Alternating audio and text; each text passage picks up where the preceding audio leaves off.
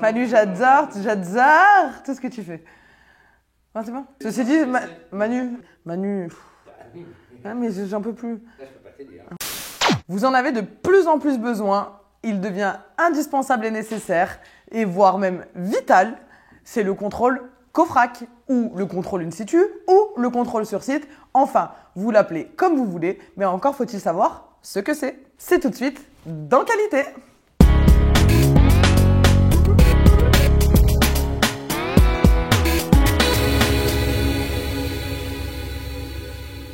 Le contrôle COFRAC, c'est un contrôle sur site. On l'appelle vulgairement le contrôle COFRAC, mais en réalité, c'est un contrôle in situ. Ce contrôle est appelé COFRAC parce que les seuls organismes qui peuvent le réaliser sont des organismes qui sont accrédités par l'association du COFRAC. Ces organismes-là sont peu nombreux à avoir le précieux sésame, ils ne sont que 27. Donc finalement, le contrôle COFRAC, c'est tout simplement une visite sur site où un inspecteur se déplace pour s'assurer que les chantiers respectent bien les règles de l'art, la conformité réglementaire, mais également la présence de l'ensemble des documents nécessaires sur le site. Pour pouvoir faire un contrôle sur site, il est indispensable de procéder à un échantillonnage. L'échantillonnage, c'est un tirage au sort des chantiers à visiter. En effet, on prend un lot, par exemple de 100 dossiers. Dans ces 100 dossiers, on sait qu'on doit en tirer au sort 15. L'obligation légale est de 15% de contrôle accrédité COFRAC sur site. Puis, on visite les 15 chantiers en question. Si jamais il y a des non-conformités, on rajoute autant de contrôles qu'il y a de sites non satisfaisants.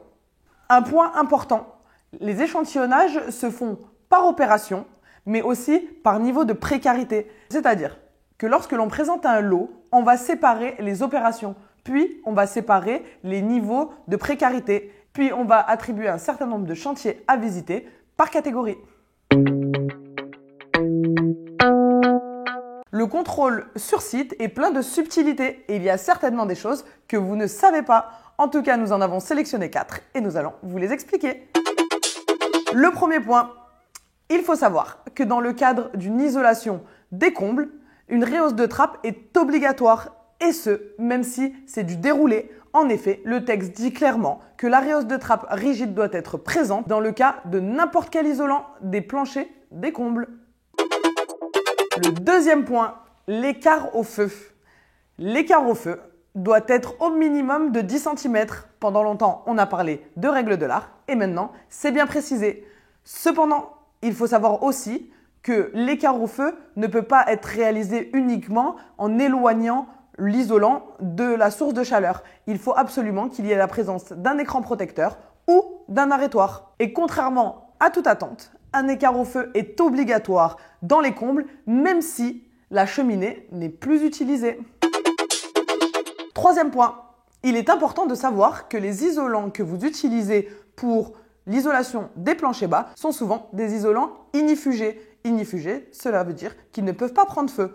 Cependant, il faut quand même faire un écart avec les sources de chaleur et les sources lumineuses. En revanche, le contrôle COFRAC ne peut pas être placé non satisfaisant, même si cet écart n'est pas réalisé.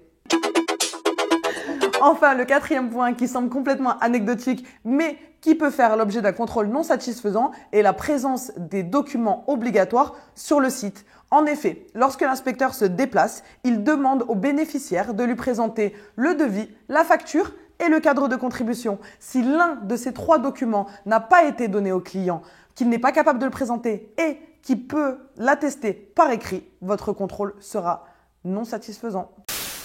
Eh bien, je pense que vous savez beaucoup de choses, mais je suis certaine que vous ne savez pas encore tout. Et pour tout savoir, il est indispensable et nécessaire de vous rapprocher de consultants qui lisent la loi, qui vous actualisent régulièrement pour être toujours à jour sur les nouvelles réglementations, qu'elles soient en contrôle in situ, mais également en contrôle administratif. C'est tout pour aujourd'hui, mais si vous voulez aller plus loin, vous pouvez vous rendre sur notre site internet www.qualienco.fr.